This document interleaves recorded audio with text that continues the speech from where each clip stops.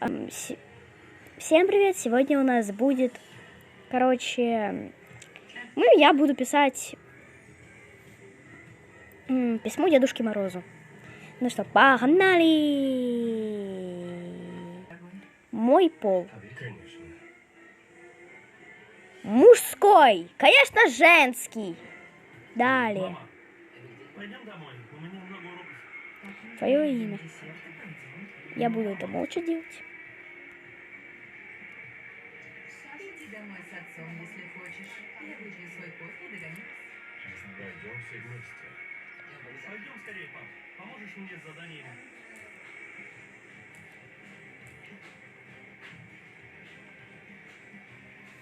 Извините нас, нам нужно идти.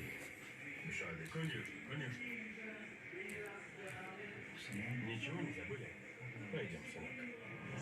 Ладно, ребята, это будет долго, так что я вернусь к вам, какой у меня текст получится. Ребята, вот мой итог. Я не матерюсь на камеру, так что можете сами прочитать. Меня зовут... вы сами поняли. Ладно. Я буду читать только ни много ни мало. Но я верю и надеюсь в то, что ты есть. И сейчас читаешь мое письмо. Моя мама очень злая тетя. Она не разрешает мне писать письма. И поэтому я сижу в голубе и пишу это письмо. Мама выпускает меня гулять только до... Я не сплю. Когда я ее не слушаюсь, она меня бросает обычный камень и частенько попадает мне прямо в пи. Однажды я не вытерпела и сказала ей: Господи, как же я ненавижу школьные котлеты. Мой папа работает в пятерочке и выручает.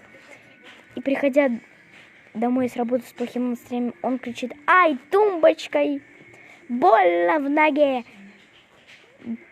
И заставляет меня готовить ему. Но я не умею готовить, и поэтому у меня получается говно. Он злится еще сильнее и запрещает мне играть в Roblox с друзьями. Еще папа придумал мне кличку, зовет меня не молоко. Это очень обидно. В общем, ты, Дедушка Мороз, если не дебилечек, то ты поймешь, как мне понятно. Дорогой Дедушка Мороз красный, забери меня к себе или вышли мне обычный камень. И еще сделай так, чтобы близкие меня люди любили и почаще давали денег на, в скобках, мороженое. Любимый Дед Мороз, ты последний шанс. Мой последний шанс.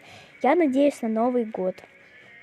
Я пойду под елочкой шампунь Джумай Сымба. Дед Мороз, пойми, как мне... Если ты не прочтешь это письмо, или оно не дойдет до тебя, и пойми, что я верю в тебя. Деду Морозу твоя... Я писала не очень долго. Если честно, я чуть не заржала на камеру. Ладно, всем пока.